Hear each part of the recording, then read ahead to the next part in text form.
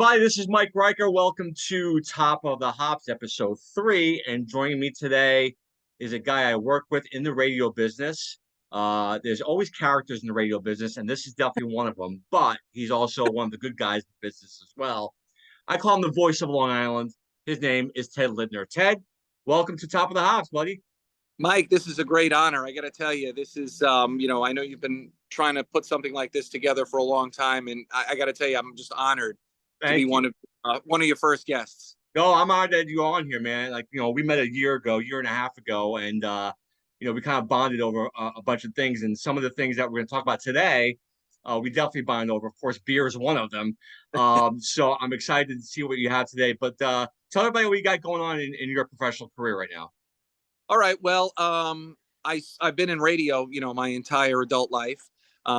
Since I was like 6 or 7, wanted to be on the radio, and I was able to get a gig out of college with Cox Media Group on Long Island. So I worked for 2 radio stations on Long Island for about 18 years.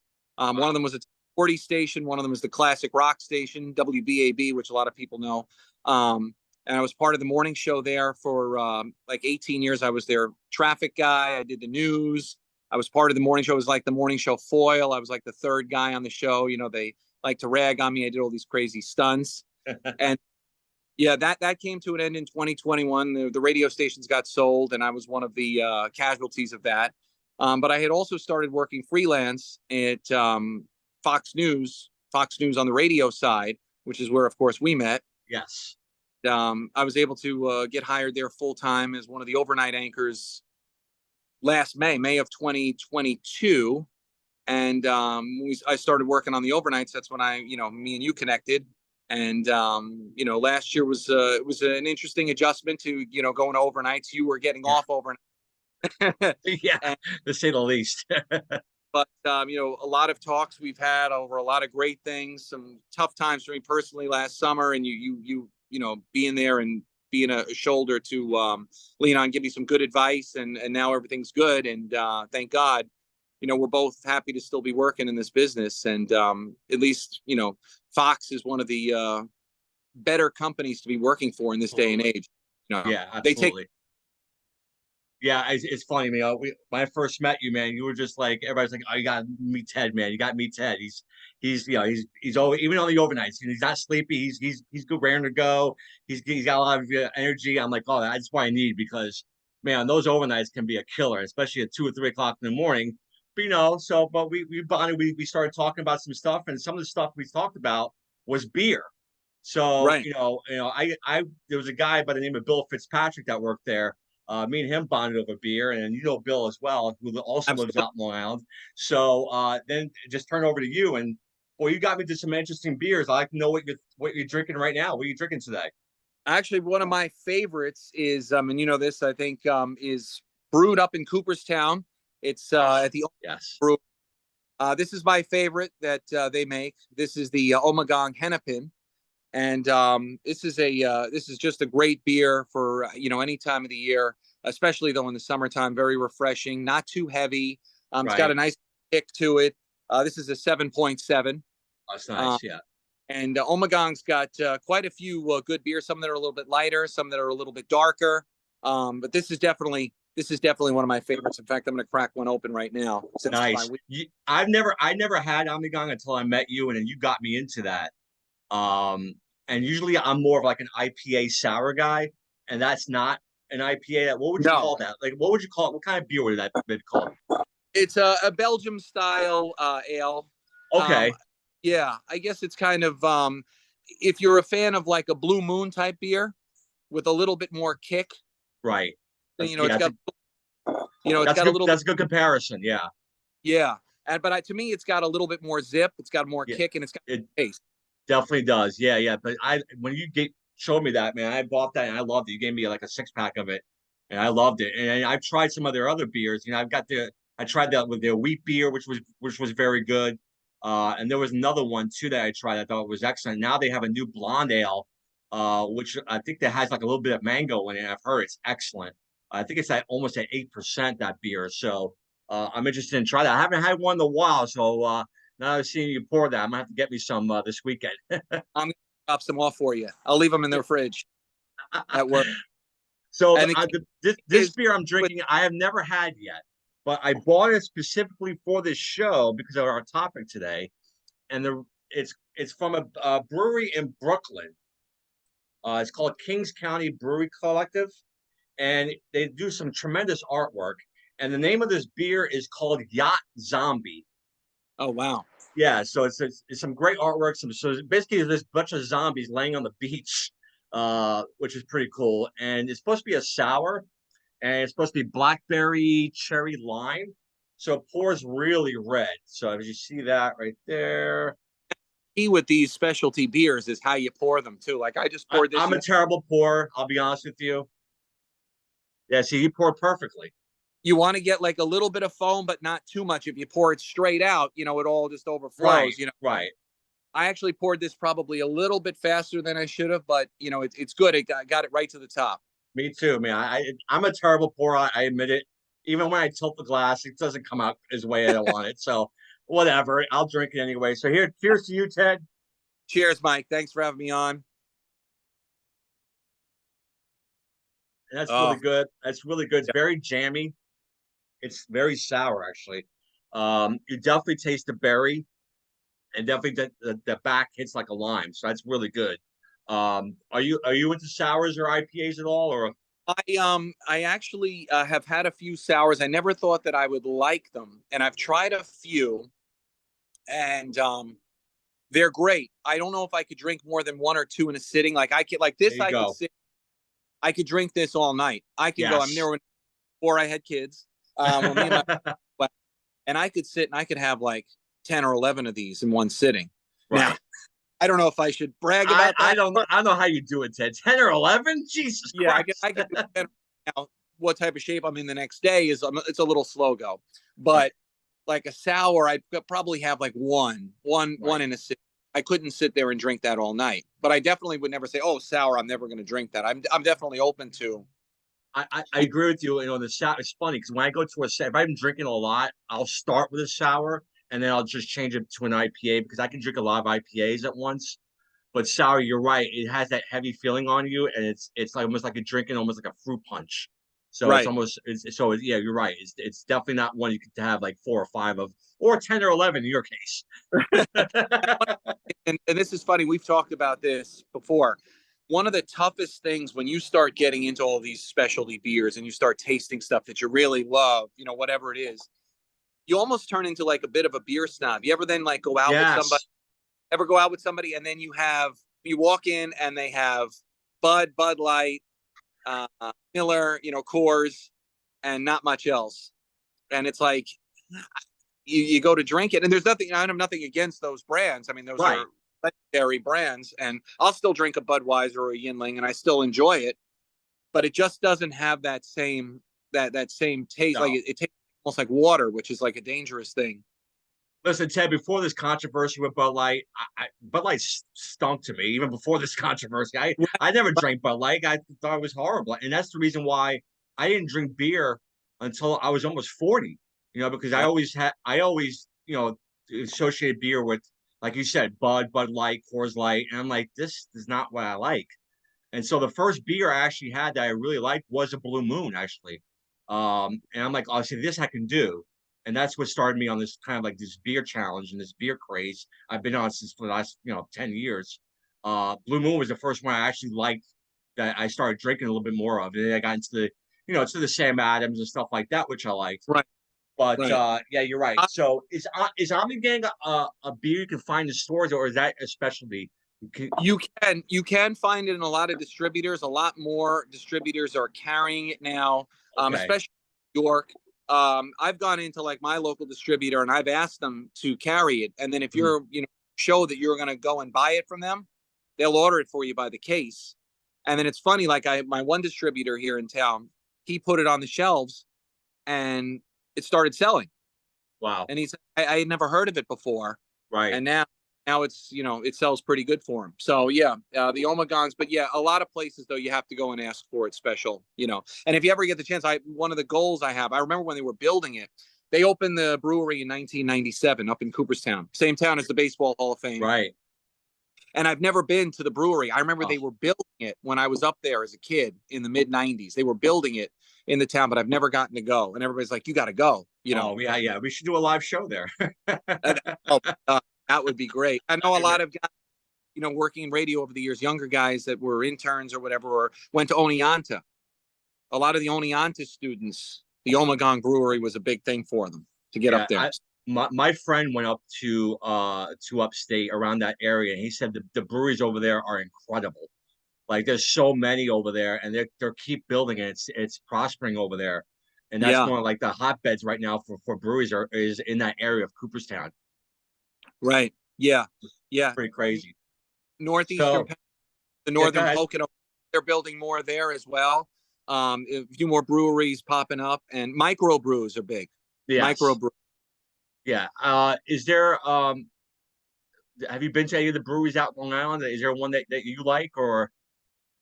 I haven't been actually. You know, this is, you know, embarrassing maybe to say since I love beer so much. I have not been to any of the breweries. I've been to Anheuser-Busch in St. Louis. Okay, I, but you have to go there. Yes. Another one that's on there. I always wanted to go to the Inling spot in Pottsville, Pennsylvania.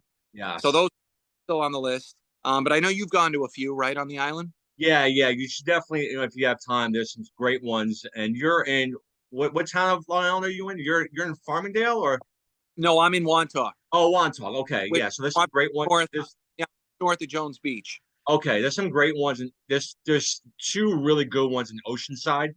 If you're ever in that area, one called Barrier, and there's another one called South Shore.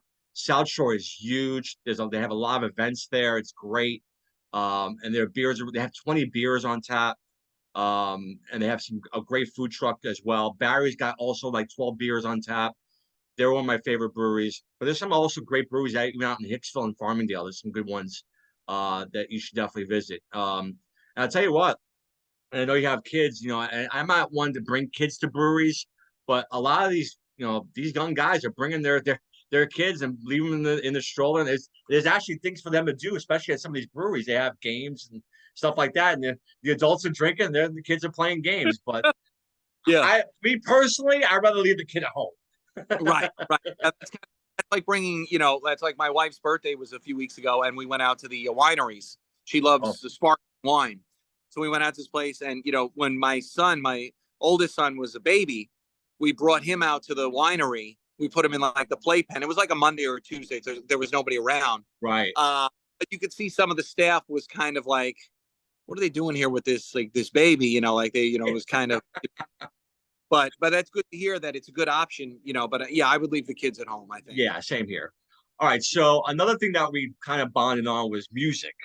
So obviously you work in, especially at BAB, where there's classic rock station, uh, and you had such a great plethora of information about music. I mean, I love your, all your stories about BAB.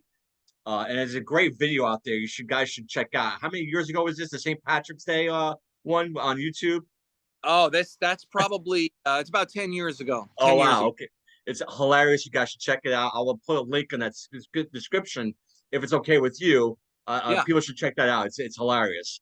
Uh, but well, we started talking about Yacht Rock, and I know Sirius XM has their own Yacht Rock channel. We kind of started talking about Yacht Rock, and I'll be honest with you, you knew a lot more about Yacht Rock than I did because you started naming artists and songs I didn't even heard of that were Yacht Rock. But I guess my question to you, Ted, would be like, what would be your definition of Yacht Rock? Okay. Yeah. This is where it gets a little bit. Yeah, You talk to a few different people, and they've got different interpretations of what should be considered a yacht rock song and what shouldn't. But basically, it's considered soft rock from the mid 70s to the mid 80s, okay, by artists that are a little bit soulful, um, uh, kind of have like a little bit of a cheese feel to the lyrics, right, right. and just songs that you want to just make you want to, you know, lay back and, you know, either lie on the beach or be out on your boat, you know, and feel the summer vibes. You know, that's basically, you know, kind of the way it comes together, and it incorporates a little bit of smooth jazz, even, like a jazzy style, a little bit of rock, um, mellow sounds, Yeah, that's a smooth, great soft rock. yeah, that's a great description. I think I was reading a little bit about it earlier, and originally they called it like West Coast music. Right. Um, West and Coast sound. right, West Coast sound, right. And there was a guy, I think his name was JD Reisner, who came up with this website in '05 and actually coined the term yacht rock. So, but I always like there's some music I hear on yacht rock stations. I'm like, that's not yacht rock, like. Right. Right. But I don't know if maybe it's just me. Like, they might be on your list, so I don't want to insult you. No, But to no, no, me, but to me, the Eagles are not yacht rock. no. I agree with you. Now, Okay. maybe you can make the argument for some of those Don Henley songs, Oh yes. but the Eagles themselves, yeah, that's a little bit of a stretch. What Right. happened, like with the corporate, like with what Sirius XM is doing, and they do a great job with the channel. I mean, they're one of the most popular places to go if you want to hear yacht rock music. Is that they've kind of, like all radio, it's about research and having to make Mhm. money and playing songs that are very familiar and very popular to a wider audience. So you hold more listeners and you bring more people in. Is that they're starting to incorporate a lot more mainstream songs, Mhm. we're a lot more familiar with. And the Eagles are one of those bands that they've started to add the last few years. Now they're not playing Hotel California; they're going a little Right. bit deep. And not to go too far into the weeds here, but the channel is so popular that they've actually now put an extra channel on the app, on the Sirius XM app, called Yacht Rock Deep Cuts, where they're playing like fourth or fifth or sixth album cuts from these core yacht rock artists and songs they Right. don't channel as much. And so you can really go into the weeds with the yacht rock, and really, hear some really deep, obscure cuts. Yeah. One website to that was developed, it's called Yacht or Yacht, and it's YACHT or NYACHT.com, and Okay. they rank tons of songs on a scale of 0 to 100, and any song between 50 and 100 is considered a yacht rock song. If it's below Interesting. 50, if it's below 50, it's considered not yacht. Oh wow, I'll have to put that website on the link here. So that's amazing. I have to check that out. Yeah. That's pretty cool. Now, do you agree with some of the stuff they have, or I agree. I get a little bit disappointed when I see a few of the songs that I love, and a few of my top five are actually below 50. Like, I don't care on the list, but I do well, agree. I do agree with number one. Like the only song that scores 100, which is also my number one, which we'll get to. we'll get to that later. In fact, so if you haven't noticed, that will be our topic today.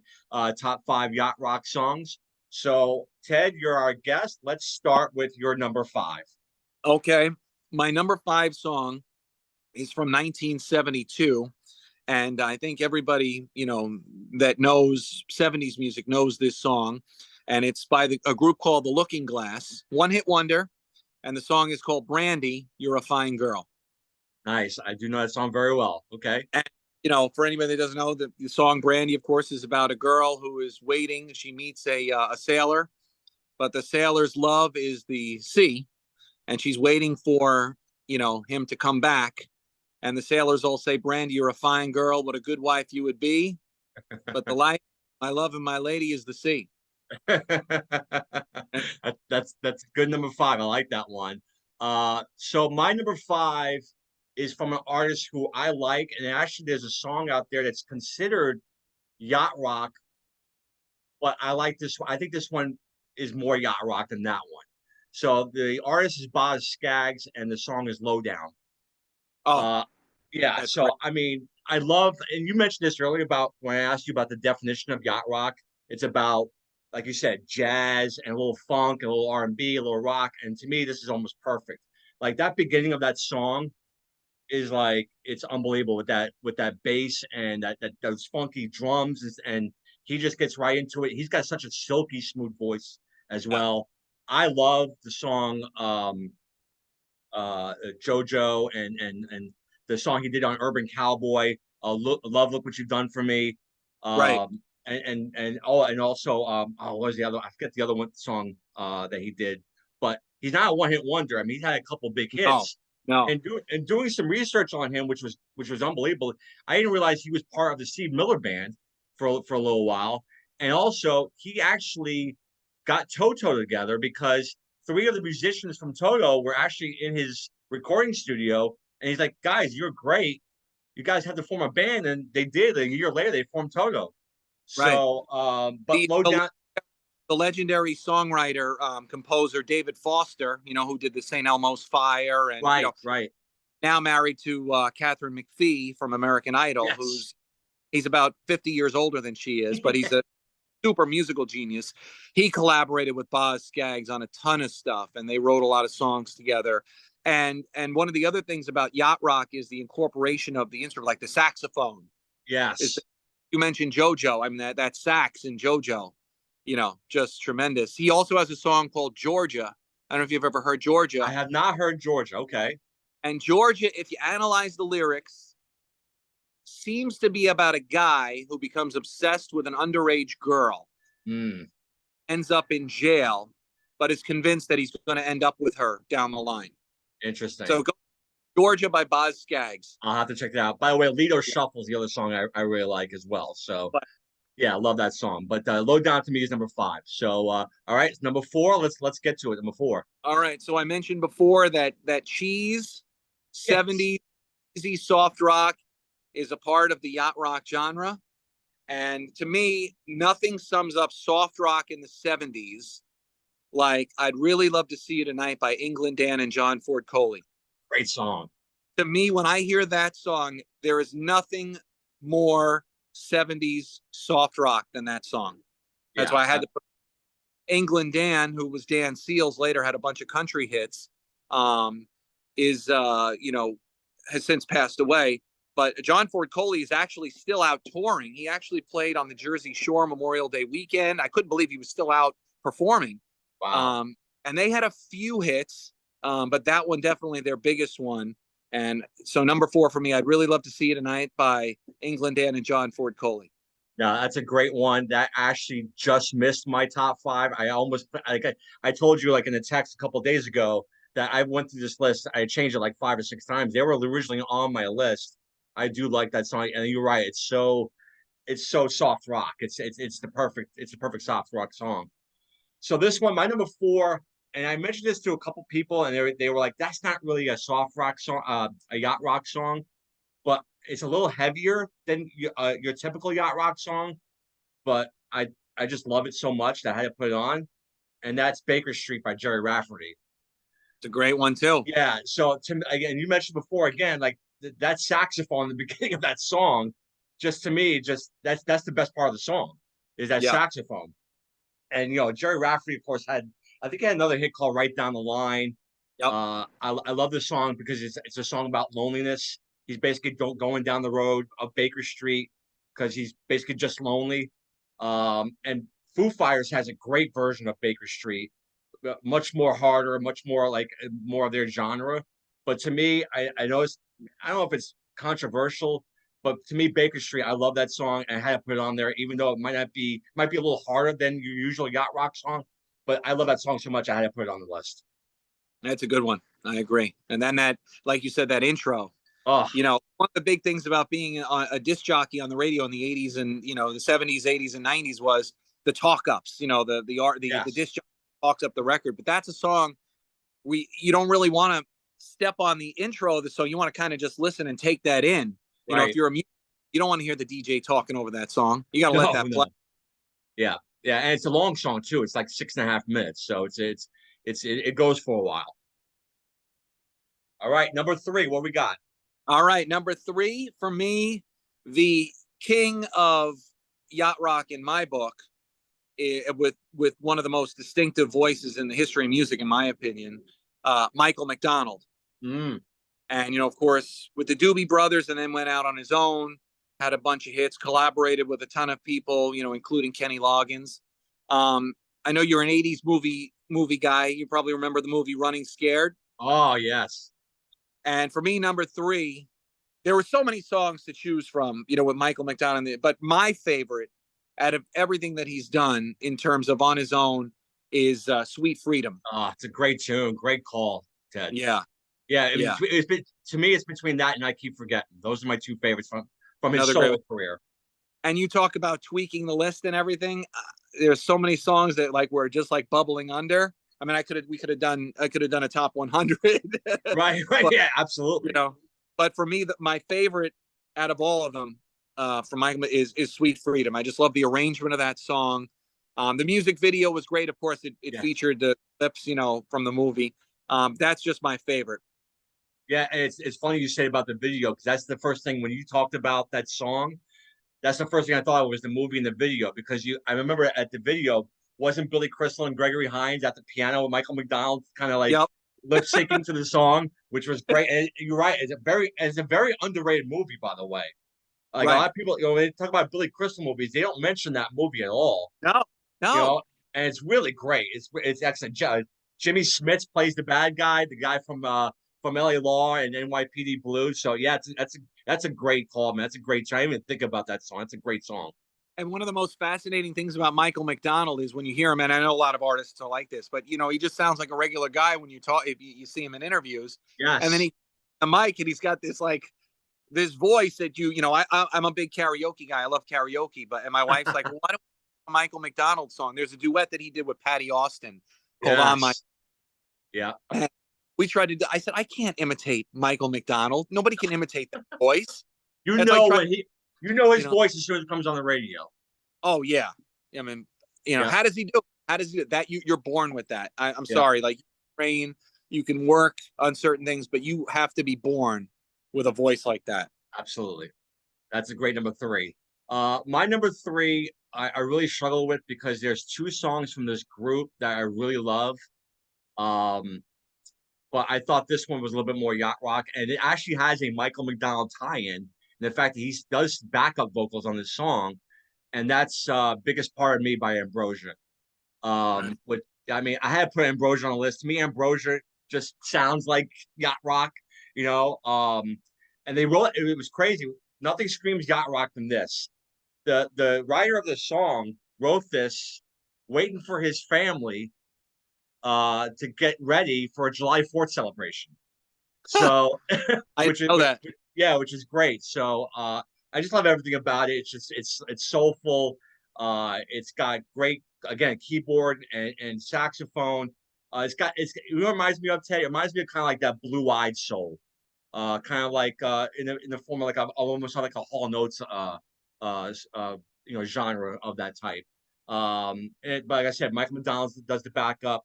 Um, to me, it just reminds me of this, top down, blowing hair in the wind. Of course, they had another great song, which I struggled with, but I thought biggest part of me to me was their top yacht rock song.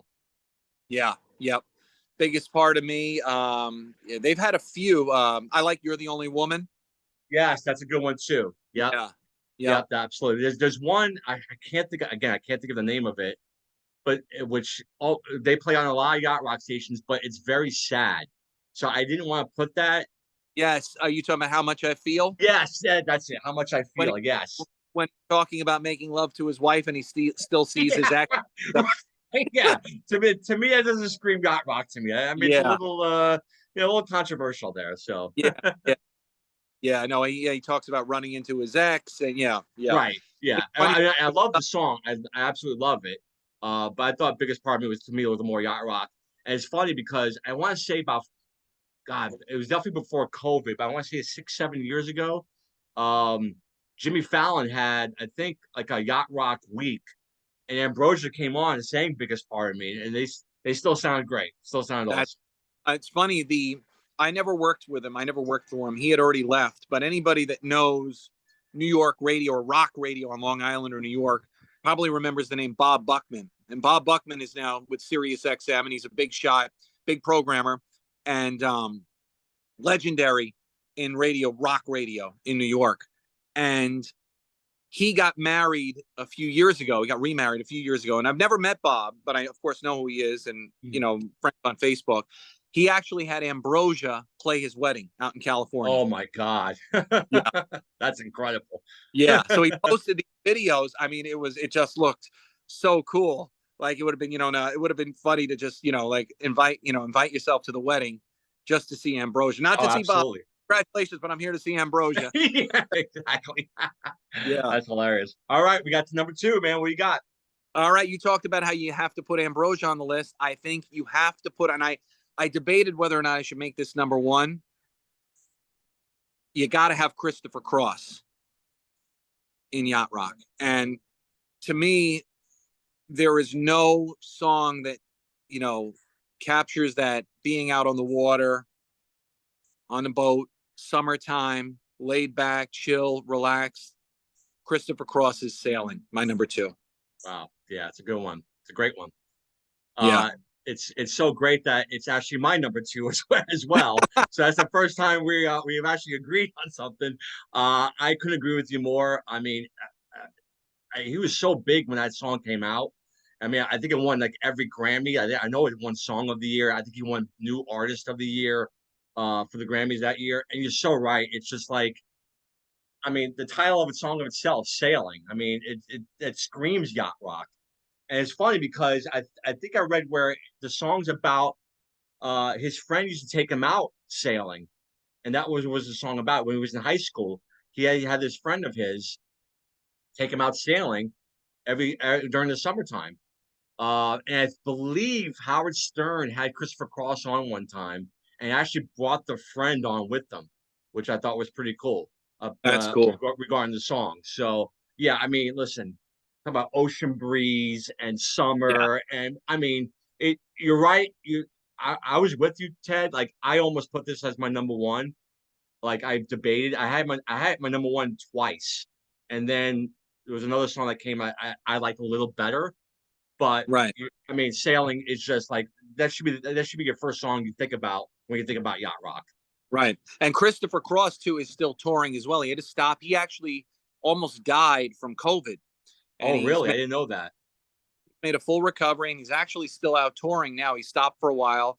Wow. Um, but I think he lost the ability to walk for a little while. He's been dealing with other health issues, and then COVID came, and he got crushed by COVID. But I think he's made a full recovery.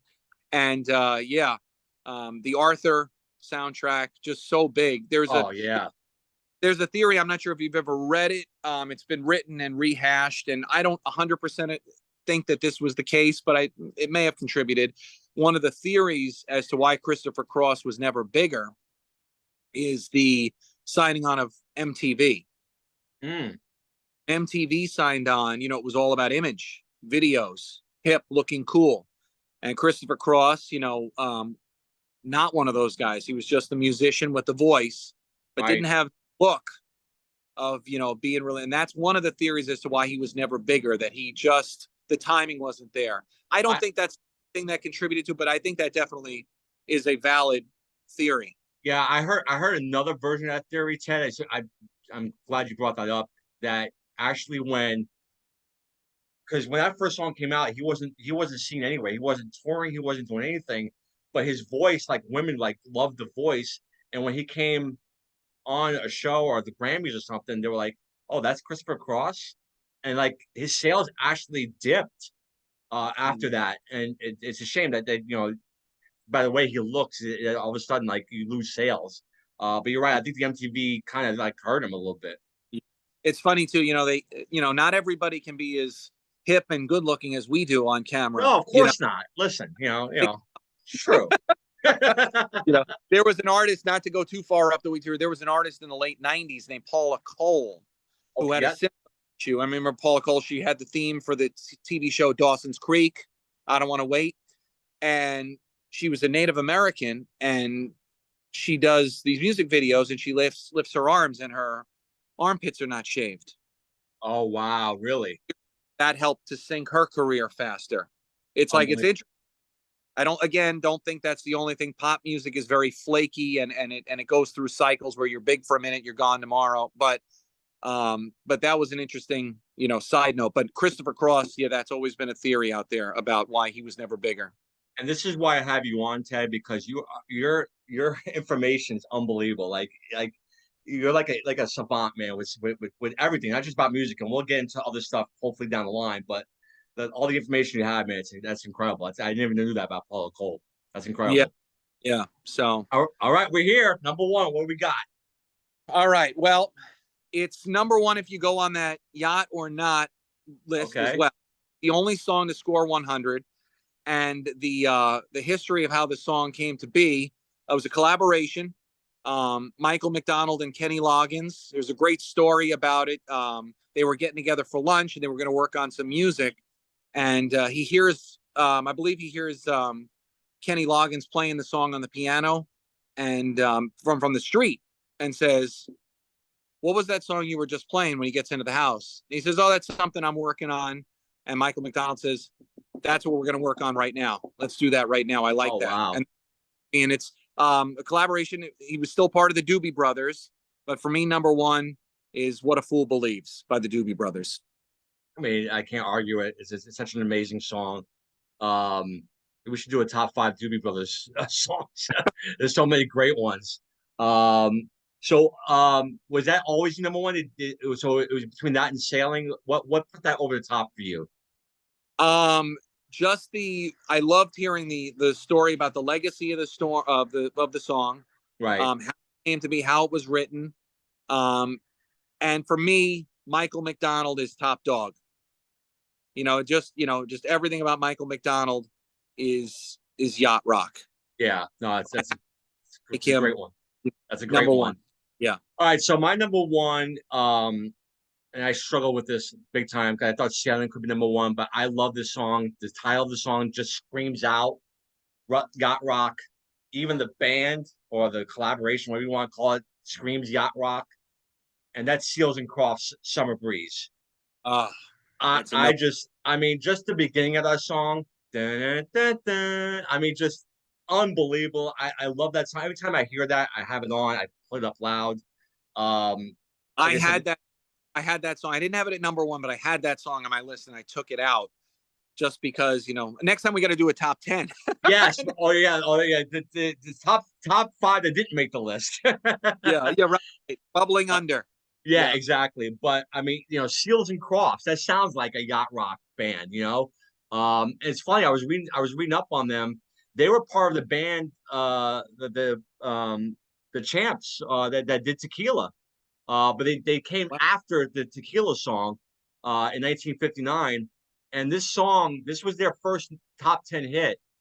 But they released it in September instead of June, where maybe it could have gotten bigger. It went to number seven, I believe. But I just love this song. It's so smooth. It screams yacht rock, soft rock, whatever you want to call it. But again, that beginning of that song, Ted, it hooks me. And like I that is said, Summer Breeze. I mean, nothing screams yacht rock than a good old Summer Breeze. right. Going through the jasmine in my mind. That there you go. I was just about to say that. Yep, that to me that's the best lyric of any of my yacht rock songs is that lyric right there. Yeah, no, it's a good one. Now, I don't know if you remember this. Do you remember it came back? It actually recharted in the 2000s. It was used, I believe, in a Gap commercial. Okay, They remixed it. They put like a little bit more of a dance beat underneath it, but kept the song basically the same. There's a little bit more of a dance beat. You can go look it up. I want to say 2004, and it actually got re-released as a single, and I believe it recharted. really? And it was Okay, used in that commercial. I could look that up just to double check but yeah, I believe it was 2004, and so the song got a second life because of that. yeah. And it's funny you say that because this has been uh other artists have done this song. Ray Conniff has done this song. The Isley Brothers have done this song. Typo Negative did like an alternative version of this song. So this song has been done plenty of times, but I gotta check that. I gotta check that commercial out.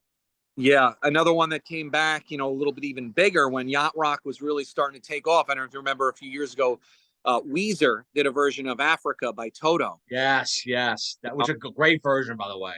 Yeah, I liked it too. Yeah, Yeah, excellent, excellent. You consider Africa a yacht rock song, or I do. I love Africa. I consider it one. Yeah, I okay, debated putting it too. I did. okay, excellent. Toto So too. One of the ones that they love to play on Sirius XM's Yacht Rock channel, and I didn't mind the song. It gets a little annoying, is the Toto song with Cheryl Lynn, Georgie Porgy. Georgie Pine. See, I don't like that song. I'm not a Yeah, no, fan. I'm not a fan of that song. it just becomes so annoying Yeah, after, it there's no does. lyrics to it really, and it's just all Georgie Porgy, pudding pie, kiss the girl and make her cry, Make and her she's cry. Right. Right. 500. So if you had a if what song just missed the list? Is there one song that like you struggled, and then it just missed the list? One of them that comes to mind is Heart to Heart by Kenny Loggins. Okay, good one. Um, I'm just looking here. Let me see. Because I Like have stuff. Oh, I like have the one that's off that I should, I was debating putting on, which I love to do in karaoke. Turn Your Love Around by George Benson. oh, that's a good one. Yeah. See, Okay. George, he's more of a smooth jazz guy. The guitar again, but that song is just soulful, smooth. That's one of my favorites. He also has another song called Lady Love Me, Okay. which was another big hit for him. So I was like, yeah, could I put them in? I didn't have a spot to put it. Right, But right. those were a few. Another band that I debated putting on was Steely Dan. Yes. Yeah, that was mine too. The one I like is Peg. Yeah, Peg, Yeah, right? to me that screams yacht rock. Or even the other one was oh God, I can't think of the name of it, but it's like the bottle. Uh, I'll come up with it hopefully down the line. But but The Peg to one me is Deacon oh Ricky Blues. don't lose that number. Oh, Ricky, okay, Yeah, yeah, Ricky don't lose that number. So, but oh, Peg to me was their quintessential yacht rock song. right. I'm just trying to think. Um, there's an Al Jarreau song called Morning. Oh, I love that song. Yeah, Yes. yeah. If we get a little bit more soulful now, I don't hear that. It's funny you say that, Ted. I don't hear that on the yacht rock station that I have. But do they play that on Sirius XM? they don't. They used to play his other song, which was the theme from Moonlighting. Yes, yes, exactly. But they don't play Morning. It's funny too. Morning kind of has this weird build, and then it gets to a point in the middle of it where he goes really high and he's singing about touching the hand of God, Right. and then back down, and then it's Yeah. back to just Morning. Let's get going, and it's an interesting song. But Al Jarreau, he passed away a few years ago, but I was a big Al Jarreau fan also. I love more. That's a great call. So there's your top five. What do you guys think? Comment, subscribe. Make sure you let us know what you think of your top five yacht rock songs. What's your favorite? Let us know down comment below. This is not the only time you will see Ted. I have ideas for Ted. Ted's a big Mets fan. I'm a Yankees fan. I think that could be fun. Maybe top five Yankees games. That could that could be a bloodbath. Oh my God. I made a last switch, so I was going to wear my Mets shirt, and I was like, you know what? I'm not wearing any Yankees garb, especially now. So I'll wait Yeah, till maybe next year because I don't think they're making the playoffs. But another conversation for another time. So absolutely. Ted, thank you so much. I appreciate it. We'll see you there. Thank you guys. We'll make sure you join us next on Top of the Hops. Appreciate it. Thanks, Mike. This was great.